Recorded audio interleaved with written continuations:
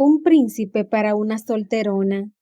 Saga Solteronas 4 por Olympia Russell. Capítulo 3. Alma aceleró el paso hasta casi ponerse a correr. No había nada en este mundo que le gustara menos que ser impuntual. Si esto llegaba a ocurrir, que no se presentara a la hora exacta de su cita, tendría una justificación, por supuesto.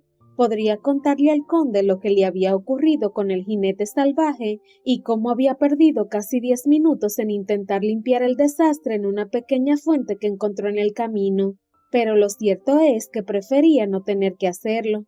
Toda su vida había sido una sucesión de infortunios e imprevistos indeseables, y aún así, ella se había encargado de mantenerse siempre recta y eficiente, siempre dispuesta y preparada, siempre fiable. Cuando tocó el timbre del palacio que tanto amaba, sonaban en ese mismo instante las campanadas de la Catedral de San Pablo marcando las 12, la hora a la que había quedado con el conde de St. Andrews. Así que, por fin, se pudo relajar un poco.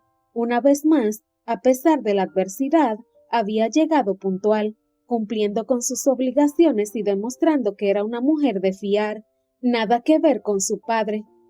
Antes de que Matthew, el mayordomo, abriera la puerta, pudo echarle un último vistazo a su aspecto.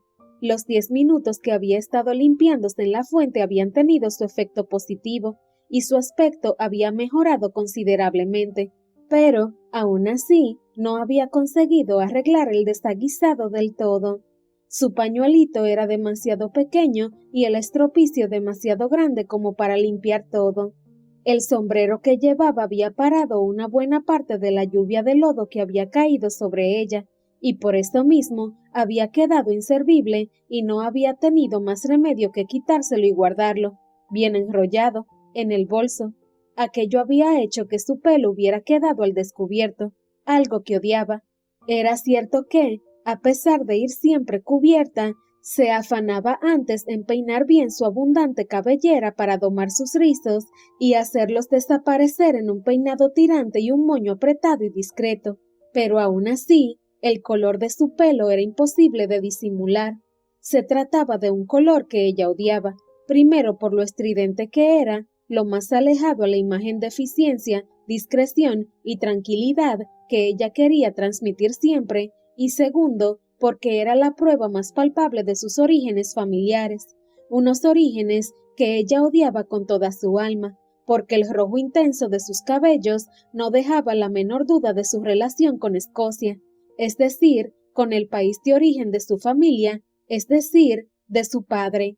Todo aquello, por supuesto, era perfectamente sabido por el conde de St. Andrews, y no solo no le molestaba, sino que tenía la opinión contraria a ella.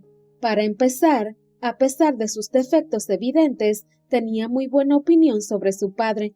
No en vano había sido su ayuda de cámara hasta el día de su muerte, y para continuar, siempre la había animado a lucir su cabellera, ya que «tienes el pelo más bonito del mundo», le decía muy a menudo. Ella agradecía el cumplido, pero en eso no le había hecho caso jamás.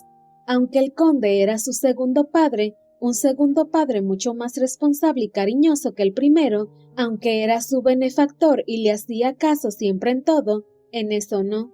Así que aparecer en su cita en el palacio con el conde con el pelo descubierto era una nimiedad, y respecto al resto del estropicio, ella había conseguido quitar todo rastro de lodo de su cara y sus manos, y salvo algunas partes del vestido que habían resultado imposibles de limpiar, pero que quedaban muy disimuladas, su aspecto era correcto. Por eso, cuando Matthew abrió finalmente la puerta, Alma estaba ya relajada y con la sonrisa discreta que siempre mostraba su rostro. Sin embargo, todo se vino de nuevo abajo cuando la puerta se abrió de par en par y Alma pudo distinguir, al fondo, a la entrada de la salita en la que se recibían las visitas, al conde.